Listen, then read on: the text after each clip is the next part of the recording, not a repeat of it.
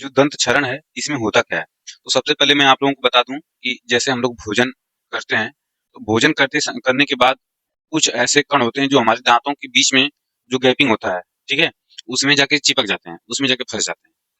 तो जैसा कि आप लोगों ने बचपन में भी सुना होगा कि चॉकलेट ज्यादा नहीं खाना चाहिए, ठीक है। तो चॉकलेट क्यों नहीं खाना चाहिए? क्योंकि उसमें शुगर की शर्करा की मात्रा अधिक होती है।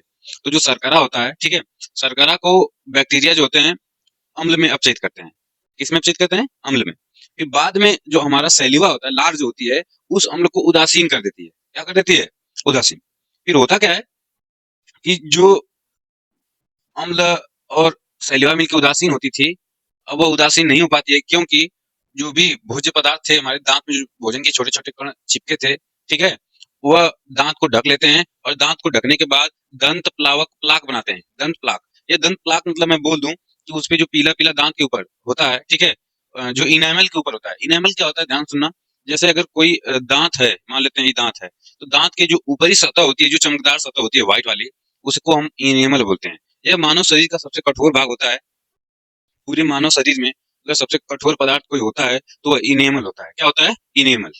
सुनिएगा, इनेमल। तो यह मानव शरीर में सबसे कठोर पदार्थ होता है।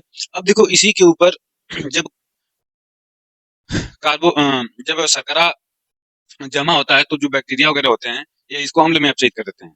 तो अब अम्ल और जो बैक्टीरिया होता है, बैक्टीरिया के द्वारा उत्पन्न अम्ल होता है, उस अम्ल को उदासीन करने के लिए हमारा लार और अम्ल आपस में मिलता है, तो ये हमारा दांत उदासीन हो जाता है। हमारा मुंह कैसा हो जाता है? उदासीन हो जाता है। उदासीन मतलब क्या होगा? एकदम क्लीन हो जाएगा। बट कभी कभी होता है क्या कि जो शर्करा के टुकड़े चिपके रह जाते हैं, कुछ टाइम के बाद सड़ के, मतलब एक तरह से उस पे प्लाक बनाते हैं। इसको हम दंत प्लाक बोलते हैं। ठीक है, क्या बोलते हैं? दंत प्लाक बोलेंगे। अब यही दंत प्लाक धीरे धीरे धीरे धीरे दांतों पे घेरना चालू कर देता है। क्या करता है? घेरना चालू कर देता है। और यह हमारे दांतों को नुकसान पहुंचाना चालू कर देता है, जिसके कारण दांतों का धीरे धीरे क्षरण होने लगता है। क्षरण मतलब दांतों को नुकसान होने लगता है। तो इससे बचने के लिए हम लोग क्या करते हैं? इससे बचने के लिए हम लोग शाम को, सुबह में ब्रश करते हैं। क्या करते हैं?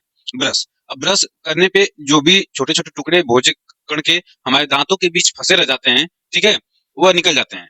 अगर ऐसा हम नहीं करेंगे तो उसमें बैक्टीरिया उत्पन्न हो जाएंगे, और वह हमारी मज्जा में प्रवेश कर जाते हैं। ठीक है, दांत के अंदर प्रवेश कर जाते हैं। जो अंदर के स्ट्रक्चर होता है, जहाँ पे मतलब खून वगैरह होता है, मांसपेशियां वगैरह होती हैं, उसमें प्रवेश कर जाते हैं।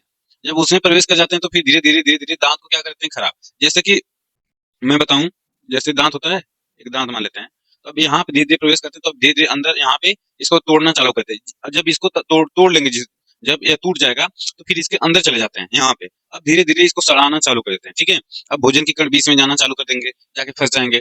तो इस प्रकार से इसमें अब काला काला उत्पन्न हो जाता है, और धीरे धीरे दांत हमारा क्या हो जाता है? खराब हो जाता है। इसी को हम लोग बोलते हैं क्या? दंत क्षरण बोलते हैं।